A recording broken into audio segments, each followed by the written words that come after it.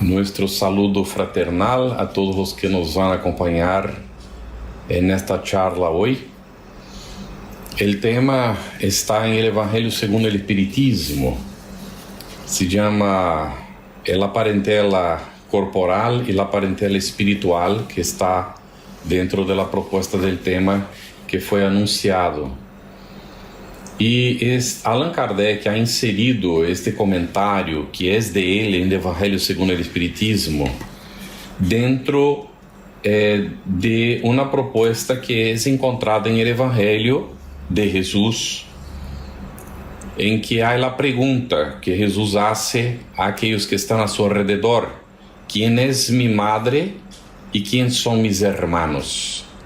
Está registrado por Marcos e também por Mateo. Marcos em el capítulo 3 e Mateo el capítulo 12.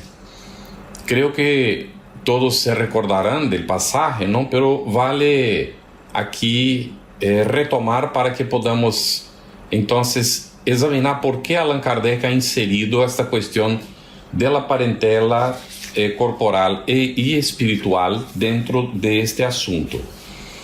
Dice el texto evangélico que Jesús había venido para casa y ahí se ha reunido una gran cantidad de personas, mucha gente, ¿no?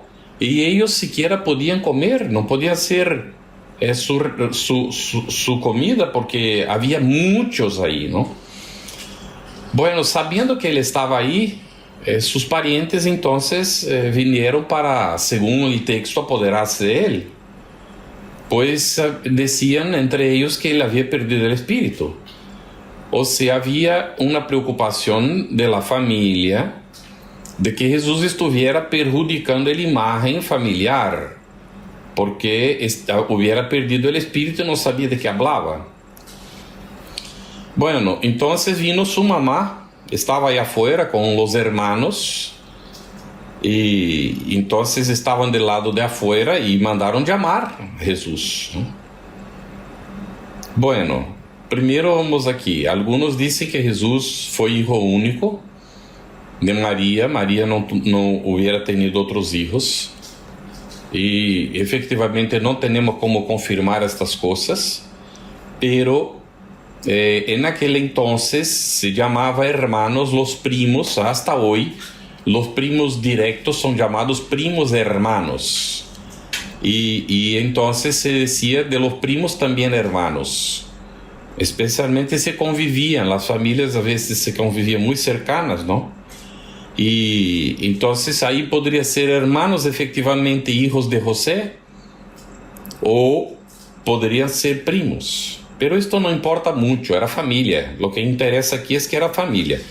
Y María, que era la mamá, estaba junto con ellos, ¿no? Y el pueblo estaba ahí, ¿no? En torno de Jesús. Y le han dicho: tu mamá y tus hermanos están ahí afuera y te llaman, quieren hablar contigo, ¿no? Él entonces les miró y les respondió: ¿Quién es mi madre? ¿Y quién son mis hermanos? Y él entonces mirou a toda a gente, ¿no? Que estava aí sentada, e já sabemos que a mirada de Jesus deveria de ser bem penetrante, ¿no? Dentro del alma, ¿no? E de repente les disse assim: eis aqui mi madre e mis hermanos, pues todo aquel que hace la voluntad de mi Padre, ese es mi hermano, mi hermana y mi madre. Muy bien. Allan Kardec hace un análisis.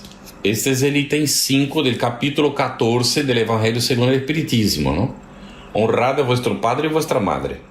Allan Kardec, en el ítem 6, hace un comentario, ¿no? Sobre estas palabras de Jesús que parecieron un poco raras, ¿no? Y bueno, a pesar de que la familia pareciera ser que no le entendía, pero Jesús no iba a respetar a su mamá, ¿no? Entonces ahí no dijo estas cosas, pero en un sentido que muchas veces no se puede entender, o las palabras fueron cambiadas, no las hubiera dicho de esta forma, ¿no? Porque no consta que Jesús respetara a su madre, al revés, tenía mucho respeto por ella, ¿no? Y ahí entonces en el ítem 8 viene lo que vamos nosotros hoy examinar con más atención, con más cuidado, y vamos a pedir que si tenéis preguntas, que podéis apuntar las preguntas para que podamos atenderlas, ¿no? Que es entonces la cuestión de la parentela corporal y espiritual. ¿Bien? Bueno, nos dice Allan Kardec, y este texto ya hemos destacado, es de él, no es de los espíritus. Él escribió este tramo. Después de esto es que entra en este capítulo las instrucciones de los espíritus, con la ingratitud de los hijos y los lazos de familia. Y ahí entonces ya son mensajes de los espíritus a partir de ahí. Pero este texto de la parentela corporal y espiritual es un texto de Allan Kardec. Y él dice que los lazos de la sangre no crean de manera obligatoria las ligaciones entre los espíritus. Ups, ¿qué significa eso?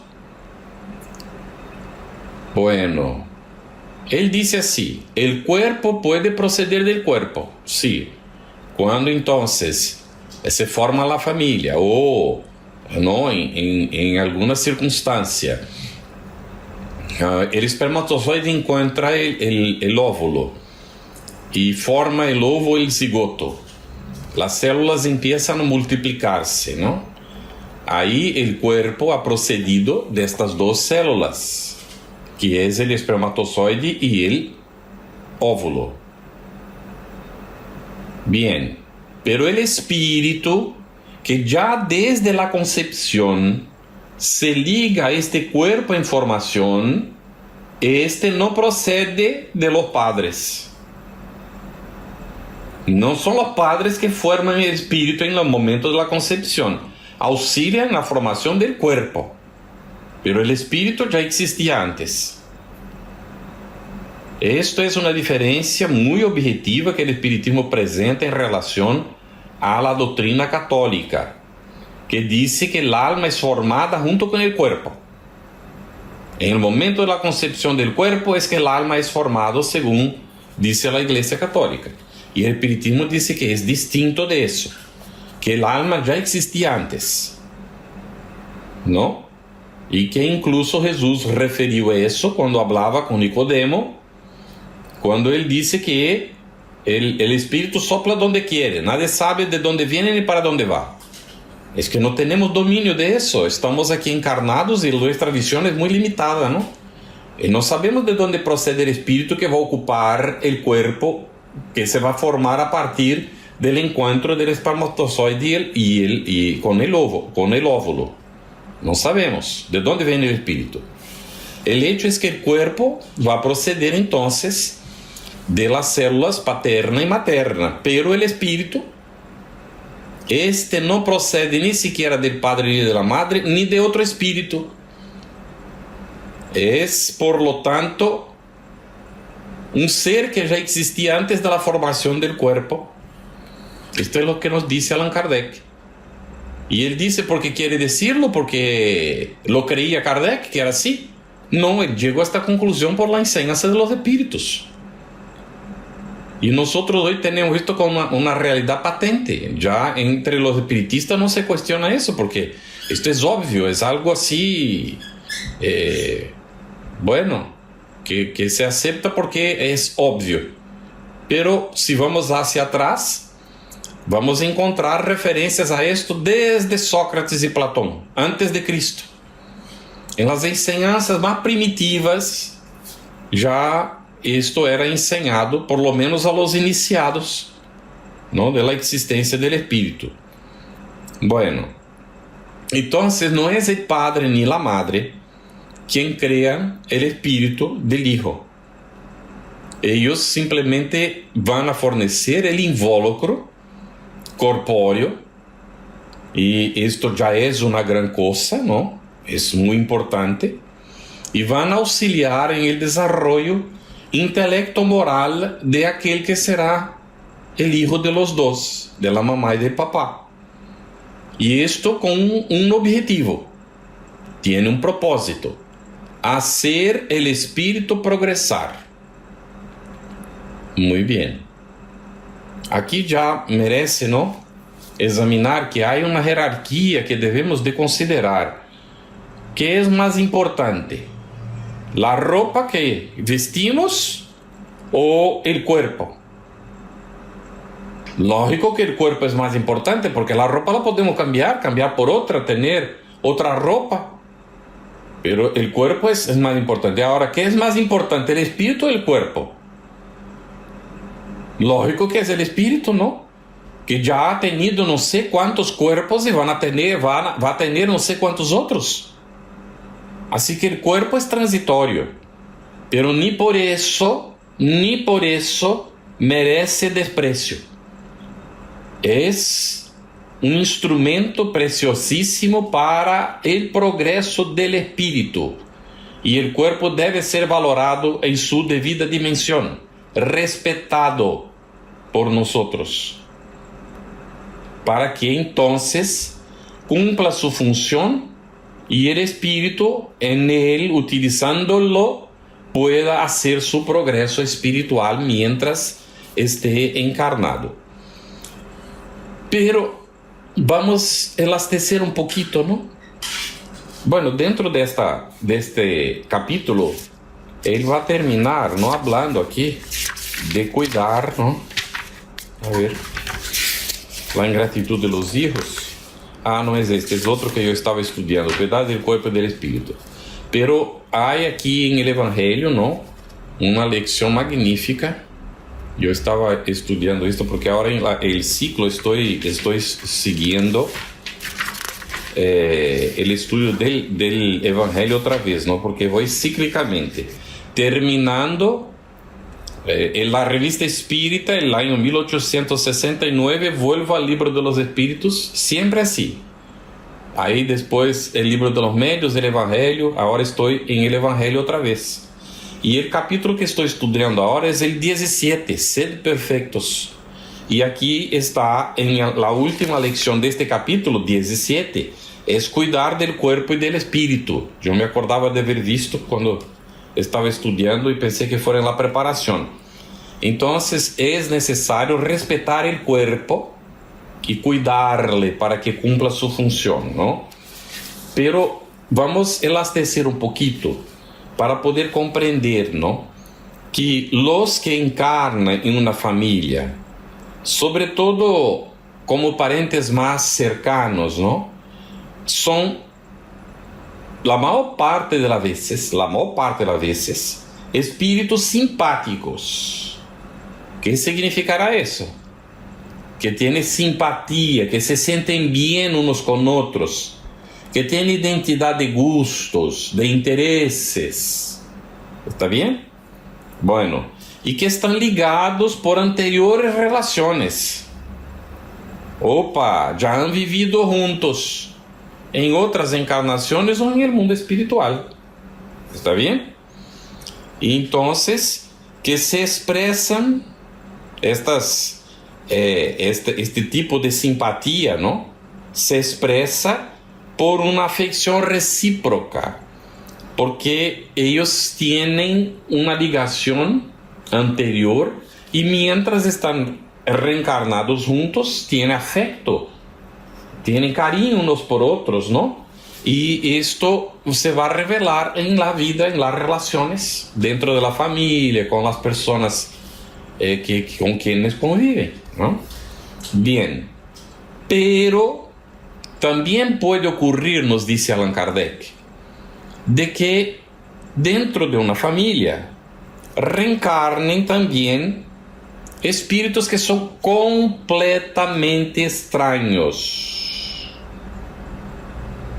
Pero ¿cómo puede ser eso? ¿Qué es lo que les atrae, no? Es la pregunta que podemos hacer.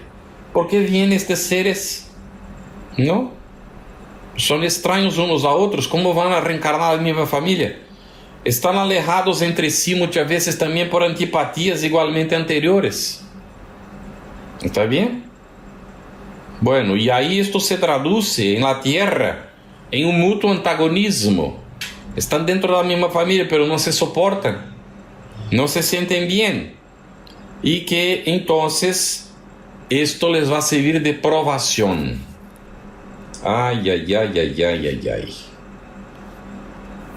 ¿Por qué será que se reencarnan estos espíritus extraños y a veces incluso antagónicos? Los antagónicos incluso da para entender, ¿no? Porque a veces han convivido atrás y han creado situaciones de dificultad y ahora tienen que reparar las pendencias que han creado, las situaciones desagradables que se generaron y dejaron de alguna manera problemas para la conciencia de uno y otro. Son antagónicos y tienen que aprender a amarse, entonces van a convivir para eso, pero completamente extraños unos a otros. Y esto ya nos remite a pensar en la cuestión de la familia espiritual. Entonces, Dios permite que agreguen seres a veces extraños dentro de una familia para ampliar los lazos de esta familia con otros seres que se agregarán también a la familia con el tiempo. ¿Pero para qué eso? Porque no son los lazos de la consanguinidad efectivamente los reales. Los lazos reales son del espíritu. Y cuando un espíritu se vincula a otros, forman la familia espiritual. Y esta familia espiritual no tiene límites. Los egoístas van a pensar así: pero hombre, ¿cómo va a quedar eso? Porque si yo tengo una mamá, un papá, y tengo 5 hermanos, y cuántas encarnaciones entonces he tenido, cuántos papás, cuántas mamás, cuántos hermanos, cuántos maridos o mujeres, cuántos hijos, ¿y dónde está el fin de eso? Este es un pensamiento egoístico. Aquí dice en el Evangelio según el Espiritismo: porque en su corazón solo caben estos, no caben más. Y ahí nos remitimos a que todos somos hijos del mismo Padre, Dios.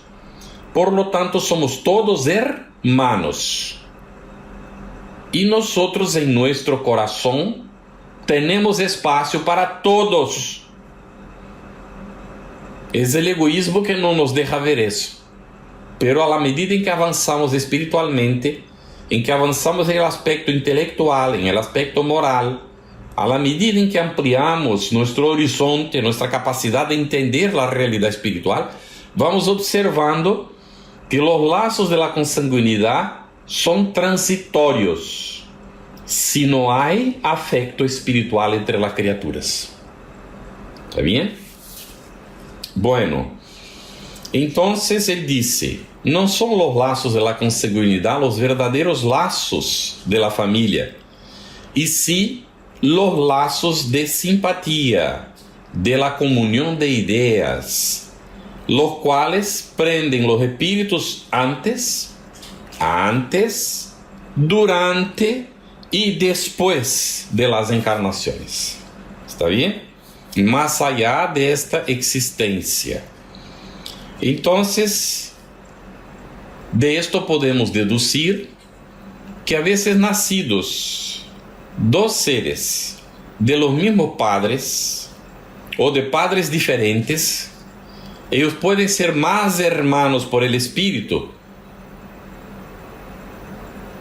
de que si hubieran nacido del mismo padre. O sea, hay 2 personas que han nacido en familias distintas y a veces son más ligados, tienen más afinidad, se sienten mejor juntos que a veces 2 que han nacido del mismo padre y de la misma madre, que tienen lazos de consanguinidad. Bueno, yo creo que todos tenemos estas experiencias en la familia, ¿verdad? Si queréis preguntar algo al respecto, estén a gusto, ¿no? Entonces, estos 2 seres que tienen una ligación espiritual, aunque no nazcan en la misma familia, se atraen, se sienten bien juntos, se buscan, ¿no? Ellos tienen placer de convivir. Ahora, a veces los hermanos consanguíneos, ay Señor, pueden repelirse, pelear, no entenderse y conservar incluso una animosidad terrible que no le permite siquiera visitarse. Cuando pueden, ya se alejan, forman sus respectivas familias y no quieren más saber de los hermanos. Esto puede ocurrir, ¿no? Es un problema moral ese que solo el espiritismo podría explicar por la pluralidad de la existencia, de las existencias, ¿no? A veces son seres que reencarnan por unas cuestiones de necesidad, son extraños unos a otros, pero tienen ligaciones con cierto espíritu. Son extraños uno a otro, pero tienen ligación común con un cierto espíritu. Este cierto espíritu reencarna y va a ser el papá de los dos. Los dos nacen como hermanos consanguíneos, pero no tienen afinidad, no se conocen, no han convivido en el pasado. Entonces llegan aquí, no se afinan, van a tener cada uno su vida. Se puede incluso respetarse, pero no van a tener grandes vinculaciones, ¿no? Pero puede que al aproximarse se sienten atraídos y se respetan y conviven bien y crean lazos. Ya en una otra situación más adelante reencarnarán como hermanos, mas ya más afinizados, más afines unos con otros. Esto todo puede pasar, ¿no? Entonces, dice Allan Kardec, dos tipos de familia.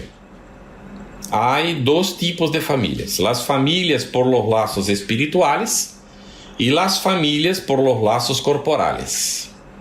Tenemos que entender la diferencia entre una y otra, que es justamente el ámago de nuestro análisis hoy, y que también tiene implicaciones muy serias, tanto en el campo individual como en el campo social.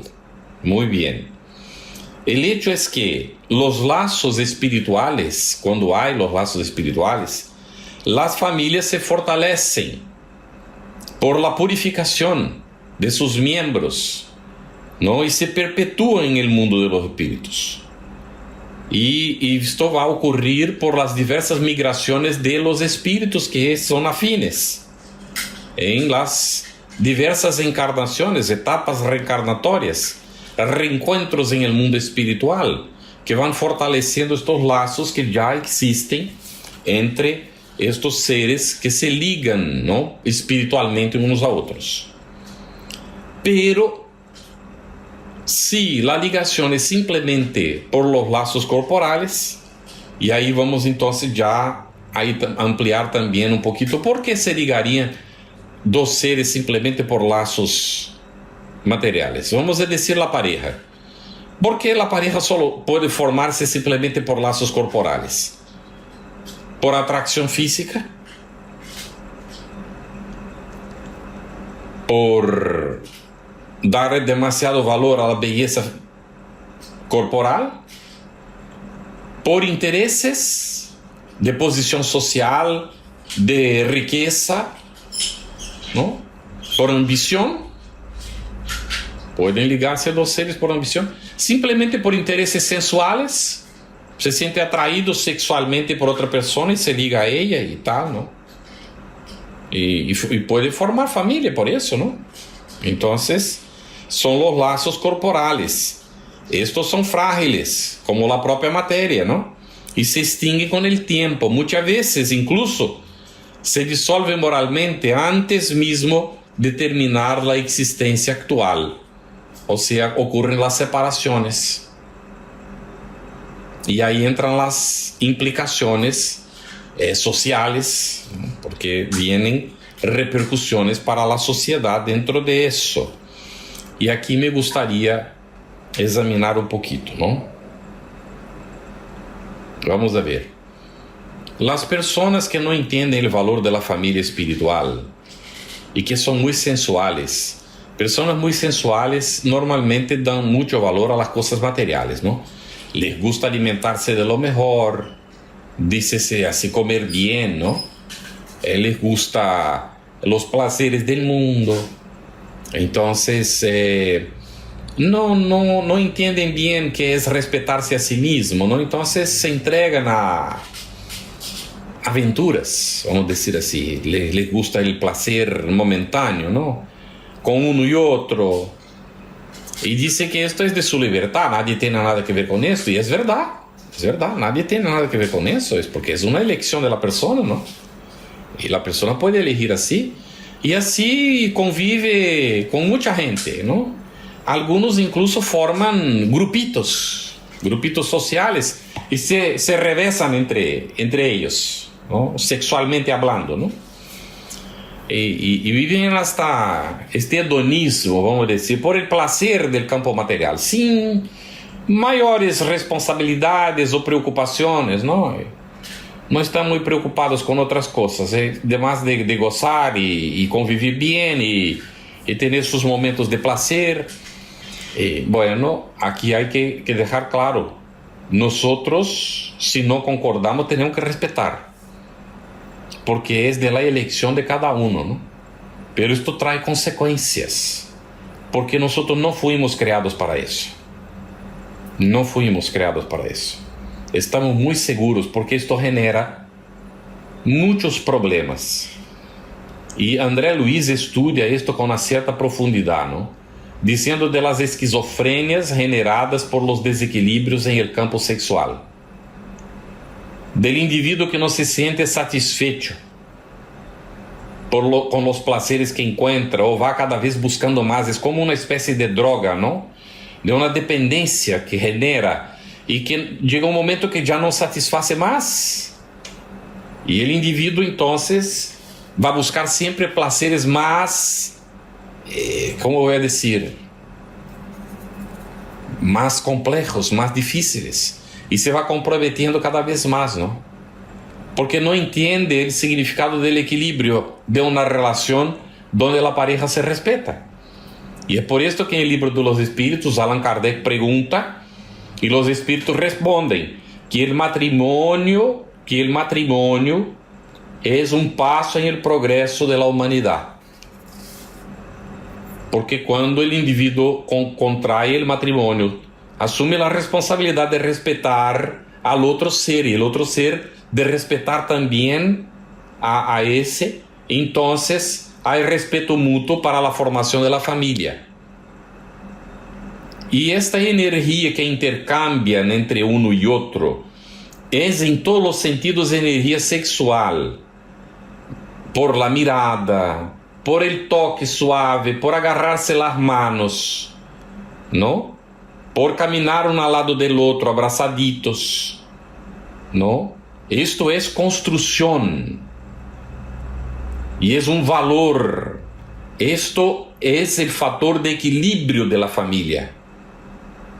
Algún día la humanidad concluirá eso, por evidencias, ¿no? Que se darán. Y esto es un hecho. Pero cuando no hay respeto, hay desarmonía, los flujos energéticos son contradictorios, desencontrados, no hay una dirección cierta, ¿no? Puede ir para cualquier lado a quien aparezca, ¿no? Y entonces hay una desarmonía constante de la criatura que se pone inquieta, insatisfecha y no sabe más lo que quiere. Ya no se siente bien con él mismo, ¿no? Con uno mismo, y entonces no se va a sentir bien con nadie. Es un problema muy grave, ¿no? Y esto, al revés de fortalecer lazos, crean compromisos de desequilibrio.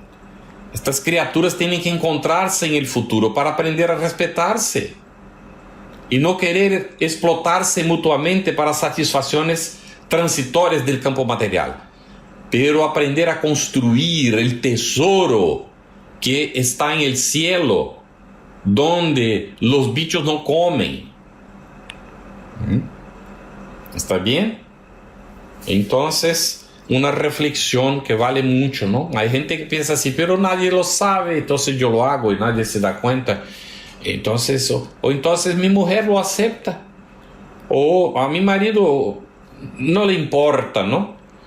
Y las personas no se están dando cuenta que están causando un gran perjuicio para sí mismas, ¿no? En esto.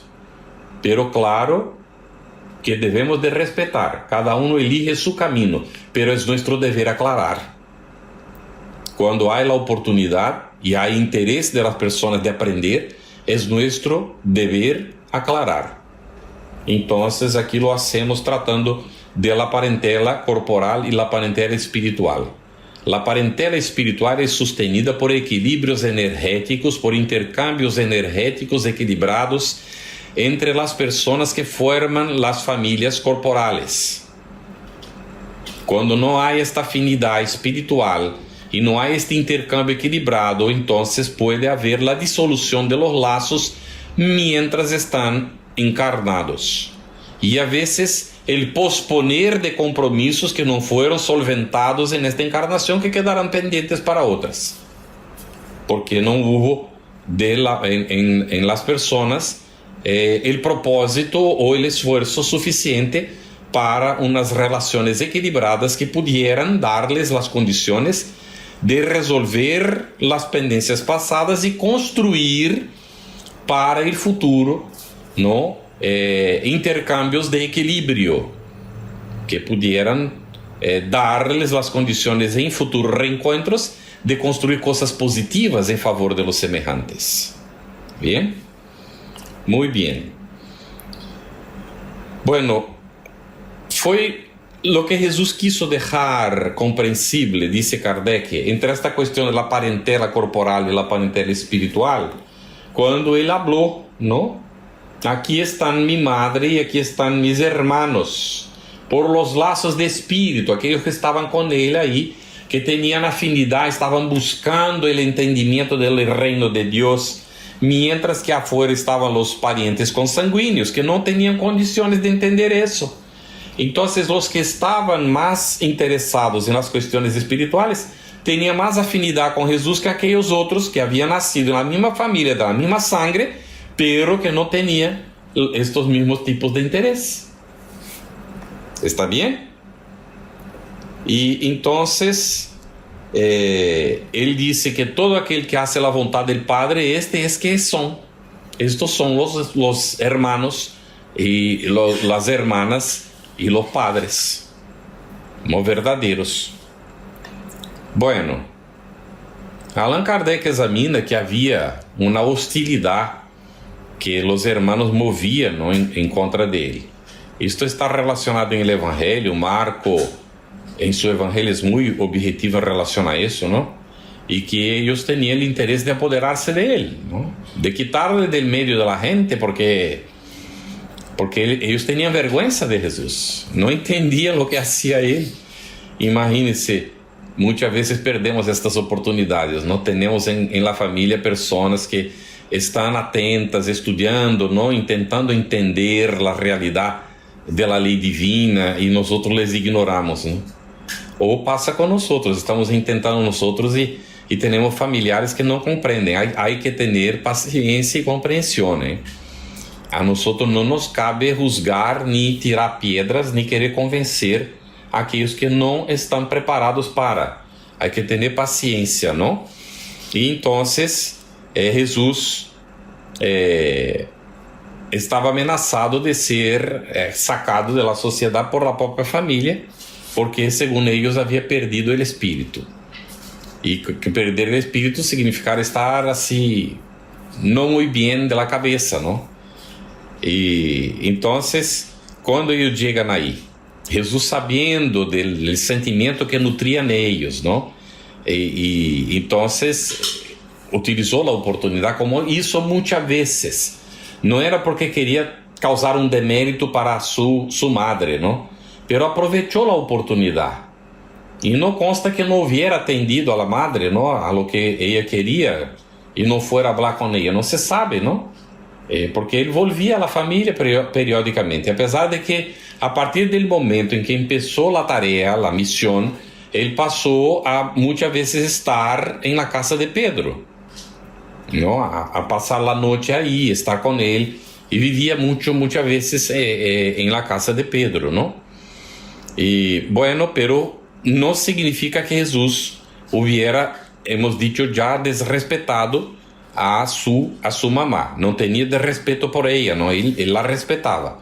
E também estava aproveitando a oportunidade para ver se os hermanos também despertavam, para ver que Jesus tinha uma tarefa, uma missão, estava aí cumprindo com seu dever Y él va a dejar muy claro, ¿no? Ya cuando era pequeñito, y más o menos alrededor de los 12, 13 años, ¿no?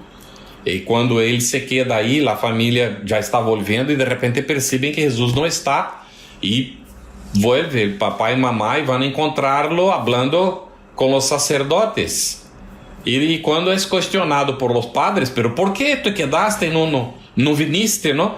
Y él dijo, yo tenía que cuidar de los intereses de mi padre.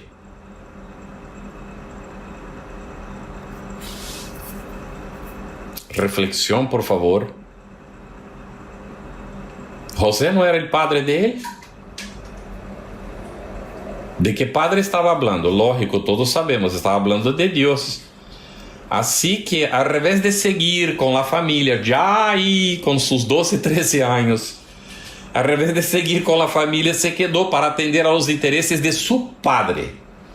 Más tarde, él va a decir que el hijo se queda en la casa para atender a los intereses de su padre. Los siervos no. Los siervos cumplen su función, cumplen su trabajo, las horas de labor y se marchan para cuidar de sus intereses propios, particulares. Pero el hijo no. El hijo siempre se queda para cuidar de los intereses del padre. Es lo mismo, ¿eh? Vamos a hacer una correlación entre la parentela espiritual y la corporal aquí ahora, ¿no? Cuando nosotros no hemos entendido que somos hijos de Dios, nosotros nos quedamos atendiendo simplemente los intereses de la familia consanguínea. Y podremos sorprendernos, ¿no?, en la desencarnación con la situación de Dimas en el Obreros de la Vida Eterna. ¿No? Cuando Dimas, siendo espiritista, no supo llevar el evangelio para su hogar. Entonces su familia no sabía protegerse, no tenía el hábito de la oración, de leer el evangelio. Y él se siente perturbado ahí cuando estaba desencarnando, porque entraba cualquiera en su casa, porque la casa no estaba protegida. Y viene un perturbado espíritu, perturbadísimo, que fue atraído por una conversación de gente liviana, que ahí estaba en el velatorio, el sepelio, ¿no? Bueno, entonces, cuidar de los intereses de nuestro Padre. Si no cuidamos, no somos hijos de Dios. Opa. Siempre somos hijos de Dios, pero no somos dignos de ser llamados hijos de Dios. Mira, para ser digno de ser llamado hijo de Dios, hay que estar atendiendo a los intereses de nuestro Padre. Esto no significa descuidar a nuestro padre y nuestra madre consanguíneos. Aquí hay toda una análisis en el Evangelio según el Espiritismo que nos dice cuidar del papá y de la mamá, tener respeto, es un deber de los hijos. Sí, debemos amar incluso los enemigos. ¿Cómo no debemos de amar a nuestros padres? A nuestros parientes consanguíneos. Lógico que sí, pero entender que el deber nuestro en primer lugar está con Dios nuestro Padre. Y no es necesario negar a Dios o dejar de atender a los intereses espirituales para contemporizar con las cuestiones de la consanguinidad. Hay un momento que en la turba viene uno y le dice a Jesús: Maestro, dice a mi hermano que comparta conmigo la herencia que nuestros padres han dejado. Y Jesús le pregunta: ¿pero quién me ha enviado aquí para hacer vuestros repartos? ¿No? Entonces estaba interesado en las cuestiones materiales, no conseguía resolver, porque probablemente el hermano era el más viejo, ¿no? Y que tenía el primogénito, que tenía derecho a la herencia y el otro nada, ¿no? Era así antiguamente entre los hebreos, ¿no? Y hasta hoy a veces en algunos pueblos ocurre así. Y algunas familias italianas, espero que esto haya cambiado, ¿no? Pero mismo aquellas que han venido para Brasil traían este hábito. Los hombres recibían la herencia, pero las mujeres no. Es una cosa así rarísima, ¿no? Las mujeres tenían que entrar en principio en la justicia para que entonces se cumpliera la ley, porque la ley dice que todos tienen derecho a herencia, tanto los hombres como las mujeres, hijas y hijos, ¿no?, de la pareja. Pero habían estas disputas y hay disputas, ¿no? Estos días, un amigo nuestro que está estudiando el libro de los espíritus con nosotros, él es francés, y él dijo que conoció a una señora que le comentó que ahora ya está con 45 para 50 años, ¿no? Y toda su vida siempre estuvo involucrada con problemas de herencia. Primero, la herencia de los padres que vinieron para ella y para un hermano, y que el hermano, según ella, le robó y robó a la madre, no sé qué y tal, el rollo, ¿no? Y ahora los hijos que ella tiene también ya entran en pelea por lo que ella va a dejar. Entonces, si formamos los lazos por afinidad espiritual, estas cuestiones se resuelven, porque entendemos que estas cosas materiales no pueden, no deben dividirnos, que a veces es mejor renunciar, no importa que uno se quede con una joya y el otro se quede con otra joya. Bueno, pero a mí me gustaría que aquella fuera mía, pero hombre, ¿no? Pelear por ciertas cuestiones de hecho, ¿no? Cuando nosotros estamos conscientes de que la parentela que vale es la espiritual, estas cosas tienen una importancia relativa. Y mismo la pareja que se une, ¿no?, se une a veces por compromisos del pasado. La mayor parte de los matrimonios son de expiación y pruebas, pero con esta conciencia de que es importante resolver las cuestiones y aprender a amarse, porque el amor se aprende.